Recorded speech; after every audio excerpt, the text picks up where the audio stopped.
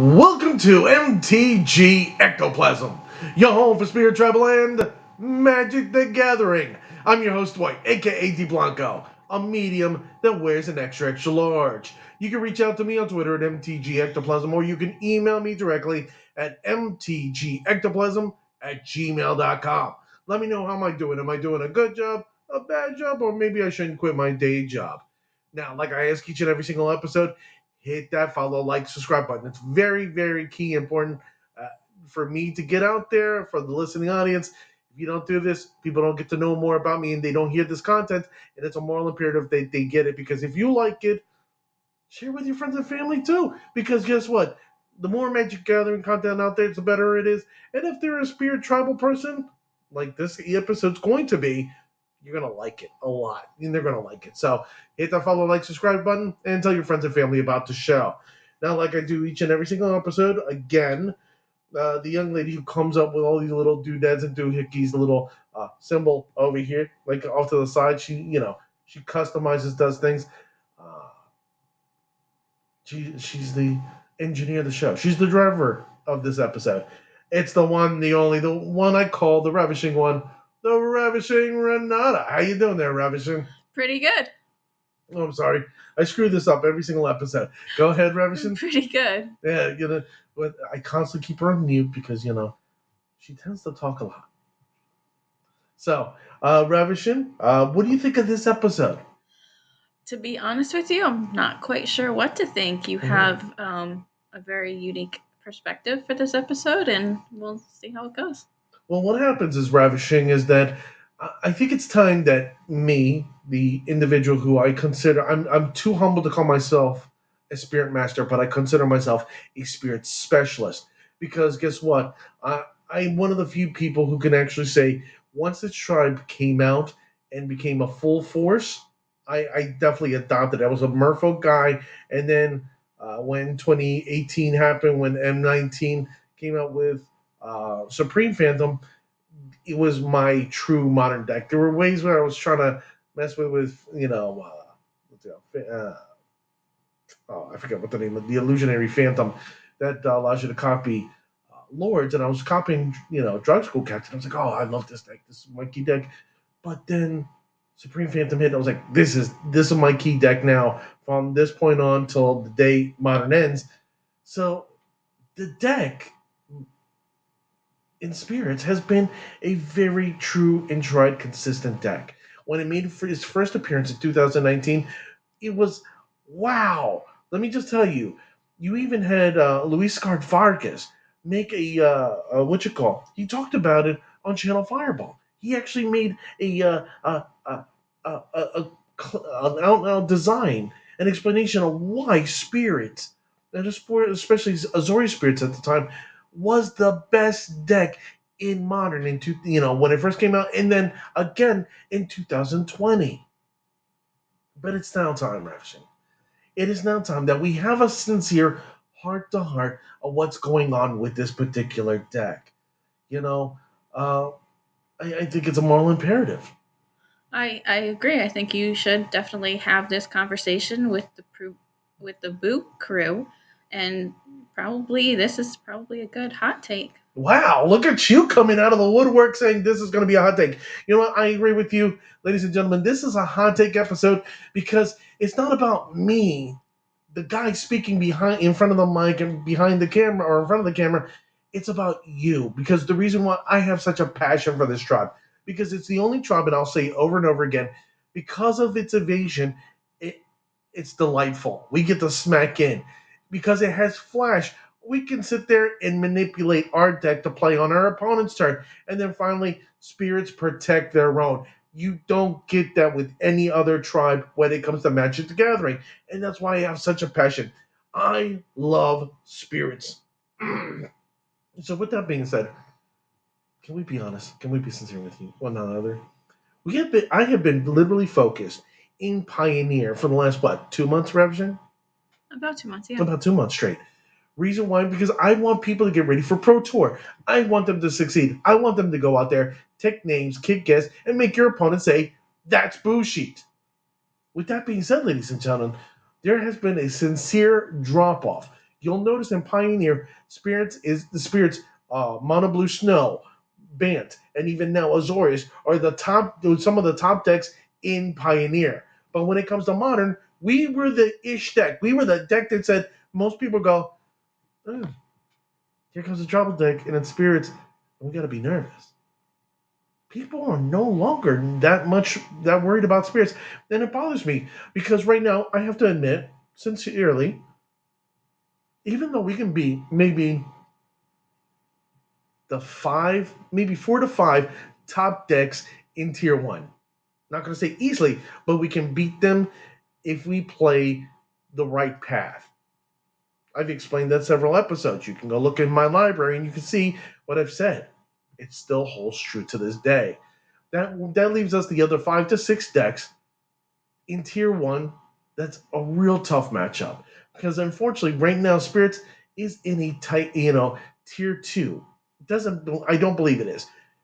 Is it top one? I'll give it 1.5, 1.25. That's my humble opinion. But remember, I'm biased because I love the Spirit Tribe. No bullshit. But let's be honest with one another, shall we? You know, I know, we all know. That Spirits is not in the best place right now in Modern, but does it really need to be? For us to sit there and take this deck to victory, to take it over the line? Right now, I'm talking to you, the individual, and you're to me, you're a piece of charcoal that's under the severe pressure of trying to make this deck work, to make it sing. And I don't know about you, but if you know anything about charcoal or coal or carbon, under enough pressure, you make a diamond. What I'm trying to tell you, ladies and gentlemen, is that right now you, Boo Crew, are a diamond. You are a diamond in the rough. Why? Because you're playing a deck that can win, that should win, and will constantly win in now and into the future. This is a deck that should not be thrown off to the side or put wayward. It should be still the main focus in Modern. And if people right now or Modern are not respecting the deck, shame on you because you don't see what's coming. But things need to change. Quite sincere with you, ladies and gentlemen. If you consider Boo Crew, let's be honest with one another. Every deck that saw its light in was the top deck tends to slide back. And all of a sudden, a new card comes in or somebody finds a new way to do something and then it goes back up. As we saw, there was a young man, I forgot his name, and unfortunately, he's a good friend of the show. He was from Sweden, right, Ravishing? Yes. Yeah. He ended up making a Urion deck. You remember that deck? Yes, I do. Now, this young man made a Urion deck with spirits. Not only did he take a 60-card deck, no, he made it bigger. He made the deck bigger. And why did he make a deck bigger, Ravishing? Do you know why? No. No, because he added answers. That's right, ladies and gentlemen. The problem that we have right now in Spirits is that, yes, we have the tribal, we have the lords. That's great. We have some answers. Okay, we do. But remember, our deck is known to sit there and protect ourselves. It doesn't go out of the way to sit there and remove issues that we may end up facing directly. For example, the only card that moves away issues right away from the board state is Skyclave Apparition. No more, no less. You and I know, we know this, Boo Krill. Then what we have Mausoleum Wanderer and Spellqueller to, say, no, these spells, no, they're not going to affect us. Then everything else is attack, preserving our crew, which is, Rattle Chains and Selfless Spirit. But things need to change. Now, fortunately, I'm going to have a young man on my show, Dr. Katz. You've seen him multiple times on my show. He's a moderator for the Spirit Discord group. I have him. I think I'm going to have an interview with him on Sunday, right? I believe he's scheduled for Okay, Sunday. I'm going to have him scheduled for Sunday. I'm going to put out the episode a little later in the afternoon. But I'm going to have a conversation with this young man because right now he actually went 4-1, 3-2, 4-1, and 5-0 with spirits. So if you look at that, 401, okay, Didn't 5-0, but that's okay. He went 3-2. Okay, it's still a winning record. Went 4-1. Guess what? He's still winning. And then he got a 5-0. Why? Because the matchups were good enough, or he was smart enough to sit there and outplay his opponent and made his, manipulated the board state in such a way to get the key victory. So that's why I'm telling you, there's victory here. Victory is there at hand to be had. But the question is, what can we do? What should we do differently? We should really look at past decks and go, well, when cards get banned, what happens to the deck? They fall to the wayside and go, oh no, never to be seen again in the cosmos. And guess what? They reprint a card and, oh, guess what? Now we have the deck is back. Or somebody comes up with some type of particular card, and go, there you go, I have the answer. And they go out there, kick ass, take names, and the deck stays around proudly. I'm going to show you today, ladies and gentlemen, 2 cards. One free, one not really free, that will sit there and help us win the board state. Because right now there are several decks out there that's tough for us. I'm going to be quite sincere here. Ready? Is it Murktide? Tough deck. Amulet Titan. Anybody who knows who's a Spear player who's played against Amulet Titan, it's one of the worst matchups we have. Hammer Time comes out too early. Money Pile, tough. But everything else, practically to me, is beatable. I can beat these decks. And I have a feeling you can beat these decks too. But let's bring on the first card, shall we? The first card I want to talk about out of 2 is Solitude. Robinson, please read Solitude for us. Creature, Elemental Incarnation, Flash, Lifelink. When Solitude enters the battlefield, exile up to 1 other target creature. That creature's controller gains life equal to its power. Evoke. Exile a white card from your hand. 3/2. Now, if you see this card, you should know this card. This card is from Modern Masters too, right? 2 generic and 3 mana. It's a pretty expensive card. 3/2. Okay, it's humble. And has lifelink. But what we need to consider here, ladies and gentlemen, is the evoke cost and the flash ability. Now I know some of you are like, well, Dwight, how about subtlety? I'm all for subtlety. You can swap out my idea and use solitude or solitude or subtlety, or hell, you can use them both. But the reason why I bring this up is, guess what? We have that stupid little monkey that we have to constantly deal with. So what's wonderful, what's delightful, is that on our opponent's turn, if they choose to play the monkey, we can get rid of the monkey. No, we don't have to worry about it attacking us. We don't have to worry about flipping over a card and going, hey, now they have the card advantage. We don't have to worry about that. Oh, there's Mr. Titan there. Mr. Primetime. Oh, there you are. No, now I don't have to worry about it. All it would take was a little bit of card disadvantage. Yeah, that sucks, especially when a tribe like ours, we get zero card advantage. But to sit there and remove a creature that may end up causing major issues, I don't know about you. But if we have an Inkmoth Nexus coming at us with a hammer, a colossal hammer, oh, you bet your ass, I'm using the Solitude. I want you to think about Money Pile. Why is Money Pile such an amazing deck right now? Because they're using free cards left and right, and they're getting the benefit from Omnath.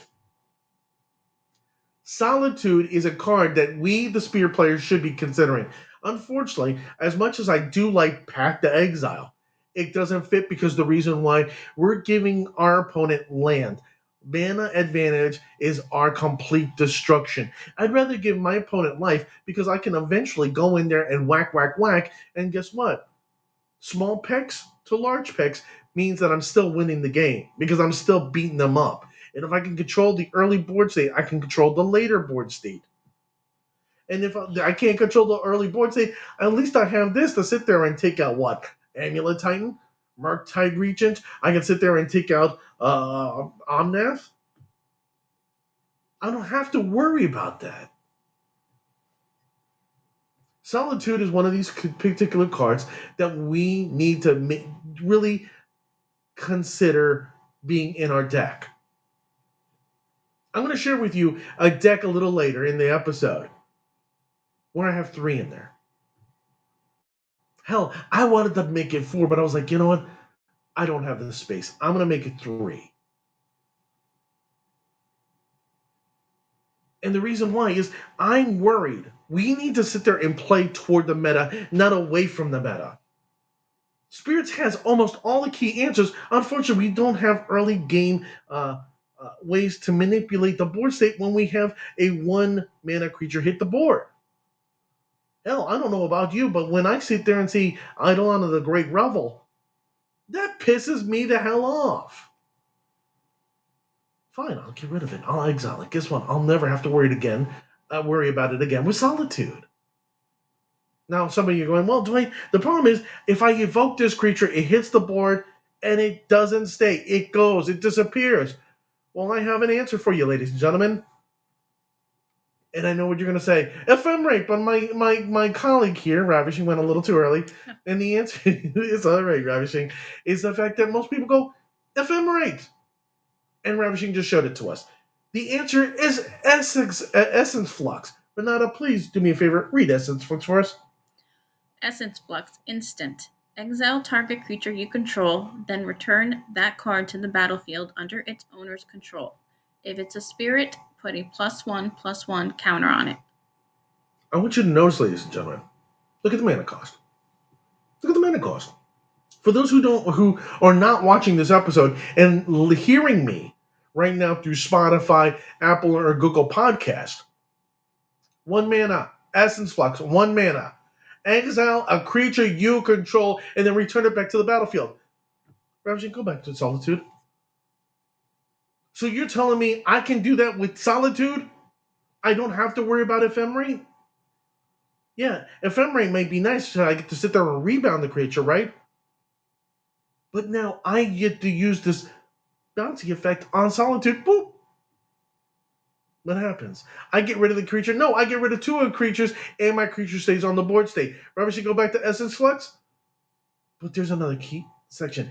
If it's a spirit, Ravishing, what type of deck are we playing here? Spirits. We're playing spirits, you say. What's funny about that? What's the last part of that sentence? If it's a spirit, put a +1/+1 counter on it. Put a +1/+1 counter on a spirit if it is a spirit. So you're going to go, Dwight, why the hell should I worry about putting a +1/+1 counter on a spirit? I don't know. See if they're sitting there targeting Mausoleum Wanderer because the fact that they want to get rid of it somehow magically and they can't do what they want to do unless that dies. Oh, I just protected it by bouncing it. Oh, when it comes to the battlefield, it's not a 1/1. Now it's a 2/2. Now they're going to have to spend 2 mana if I have to sacrifice it. Ooh, how delightful. I protected a counting spell and it got bigger. What other cards could benefit? Oh, Rattle Chains? So that means, I get to give one of my other creatures hexproof? Again? Spell Queller. Oh, how have I forgotten my dear friend Spell Queller? A 2/3 spirit. Oh, no. It becomes a 3/4 spirit because I get to counter a different spell. Oh, and I forgot to mention that Rattle Chains becomes, a 3/2. A 3/2 attacker with Rattle Chains. And then finally, the piece de resistance, as the French would say, Skyclave Apparition. My dear friend Skyclave Apparition, I get to exile a thing, right? For 4 mana or less. Oh, and I get to do it again? And then my creature becomes a 3/3? Yes, of course, it's in lightning bolt range. But if I have I don't know, a Lord onto the battlefield, do I have to worry about it?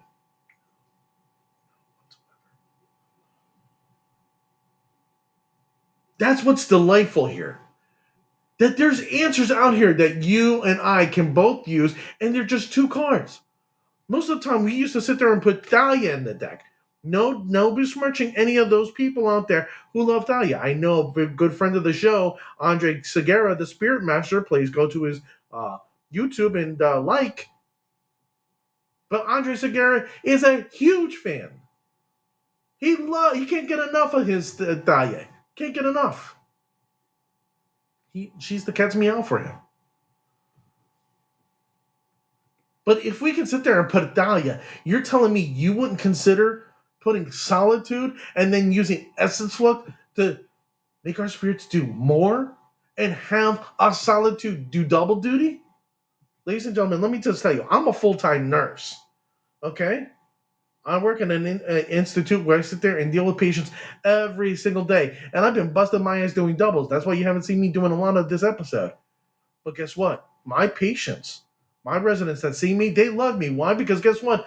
I'm doing double time. I'm sitting there taking my time and dealing with them. Why won't you show your spirits the same love? Let them do the double duty. They can handle it. Hell, give them the overtime. The only thing they're going to have to pay is the IRS, not you. I'm just saying, that's an adult joke. I'm sorry.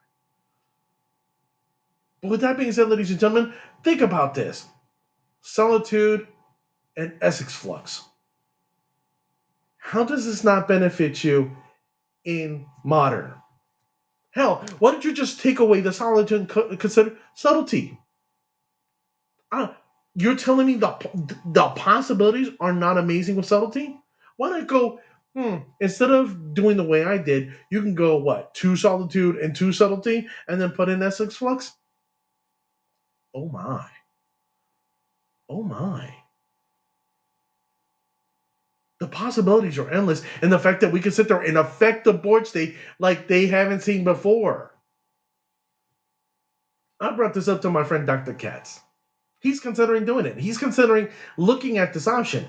I've actually started playing this option at an LGS, and you know what? I'm seeing results. I'm talking to these guys and going, hey, what do you think? Well, that's really tough. Let's play. Shuffle up the deck. And guess what? I'm doing well. I'm not telling you, go to your tournament and go out there and try for your regional qualifier. No, I'm not telling you. Try it out. See what happens. If I'm right, reach out to me at MTG Ectoplasm on Twitter. Hell, reach out to me at MTG Ectoplasm at gmail.com and let me know, hey, Dwight, you're a buffoon. It didn't work for me. But I want you to try over and over again. Try multiple results. And I'm not going to guarantee you victory, but you're going to see the possibilities open up. There's more daylight. Because the problem we're having is big end creatures and early creatures that we have a hard time dealing with because we don't have good enough removal.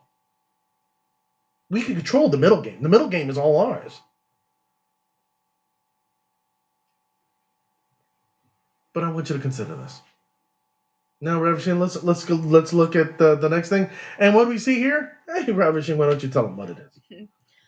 It's for our MTG Ectoplasm merch store. Yep. We have t-shirts and coffee mugs.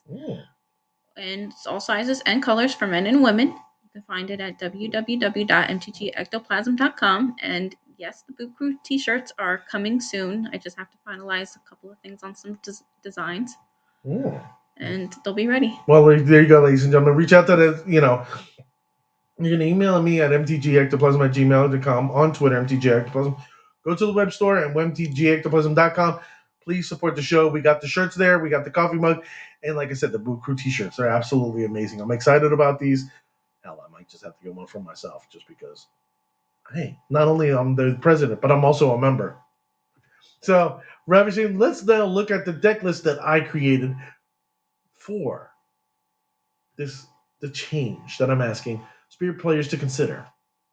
Now, mind you, like I said, you can take out the subtlety, take out the solitude and consider subtlety. I'm okay with that. But here we go. 31 creatures, 4 Mausoleum Wanderers, 2 Spectral Sailors. Now, typically, most of us go 3 to 4. I went down. Just because, as much as I like Spectral, you're going to see why everything is open. 4 Rattle Chains, obviously, moral imperative. 2 Selfless Spirit. That was a tough decision, but I felt it was a moral imperative. 4 Supreme Phantom, 4 Drog Skull Captains, 4 Rattle Spell Quellers, 3 Skyclave Apparition, 1 Cure of the Great Glassburner, and 3 Solitude. Now I know some of you are like, hold on, whoa, hold on. Cure of the Great Glassburner? Yes, it's a spirit. What's the problem? They are targeting our spirits right now. We need to sit there and do something. Me personally, I would love to put 2 in the deck, but with this deck list that I created, I was like, not today. But you'll see the next underneath where I put instance is Essence Flux. So our spirits can do double duty. For the Skyclave Apparition, the Spell Queller, the Rattle Chains, and also the Mausoleum Wanderer. And the Solitude. Obviously, artifacts, we got 4 Aether Vials. Nothing new. Nothing new. Lands, 3 Cavern of Souls. Why? Control is the bane.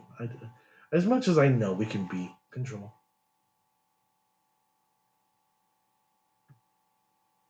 They tend to counter our stuff left and right. So if I can use Cavern, I'm going to use it. One of John Josita, the Empire, my wife fell in love with this card, right? Yes, the artwork on that card is amazing. Yeah, I knew you did. Then you got 1 Ottawa City of Soaring City, 4 Fled Strand, 2 Hollowed Fountains, 4 Seacrum Coast, 2 Moorland Haunts, 2 Plains, and 2 Islands. Nothing's changed. Same old, same old. Now the sideboard, this is where I went a little bit. I made a left instead of making a right. There's certain key cards that are to stay the same that are consistent, and you're gonna see why. And I'm gonna explain to you right as soon as I do it. 3 Burton Forge Tenders, consistent. 2 Kataki Wars Wage, consistent. 3 Remorseful Cleric. Sorry. This is where I went a little askew. Usually I go for what? Rest in peace. But because the fact that now we're protecting our creatures, we can do a little bit more. We can stretch our creatures' legs a little bit more. Remorseful Cleric makes more sense now. 2 Force of Negation. Now, what I will tell you, ladies and gentlemen, Force of Negation, I'm not going to tell you they're overly cheap. But they're at the lowest prices right now, and I'm going to tell you, get them while they're hot. It's a moral imperative. Get them now while you have an opportunity. 2 Subtlety, a card that I've been mentioning. You could substitute and go, hey, instead of the 3 Solitude, I'm going to put 3 Subtlety and then put in 2 Solitude in my sideboard. I don't care. You can do what you want. This is what I did. This is my personal choice. But you notice, I put my money where my mouth is. Guess what? They're in the deck. They may be in the sideboard, but they're still in the deck. 2 Meddling Mages. This was tough for me, but I had a feeling, people are going to criticize me. Well, really? Meddling Mage? Why not?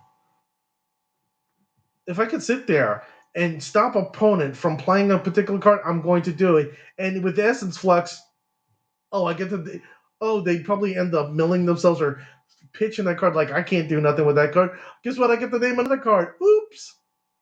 How delightful. And then finally, 1 March of the Otherworldly Light. Now, I'm going to be honest with you. I wanted to put more, but I was just like, the way the meta feels, one is good enough. You see my deck list here, ladies and gentlemen. You tell me, Boo Crow. Am I wrong? Am I right? This is a standard deck. The only difference is I sat there and said, I want to add more free spells to my deck in Solitude and use my creatures a little bit more in a different way to affect my opponent. Why not? The spirits are there to manipulate the board state. Let's manipulate it. Let's finally put our opponent on the back foot. Make sure they're on their heels going, dear God, spirits again? And it's not the spirits we were thinking about. They're doing double time. They're doing double duty. They're taking names and kicking ass. And this is bullshit. Actually, technically, this is bullshit. But reach out to me. This is my hot take. This is my perspective. This is something I'm doing, and it's working. I would like to hear from you. I want to know, is it working for you? Am I an idiot? My wife will probably say, yeah.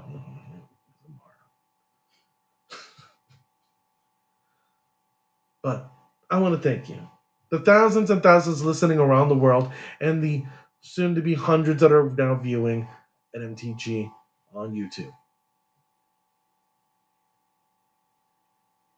I just hope that somebody's actually listening and going, I may not go his way, but things have got to change. And hopefully this ignited your heart, ignited your passion to say, let's change. Let's do something different. So with that being said, ladies and gentlemen, the next time you're kicking your opponent's ass, make sure they say, that's bullshit.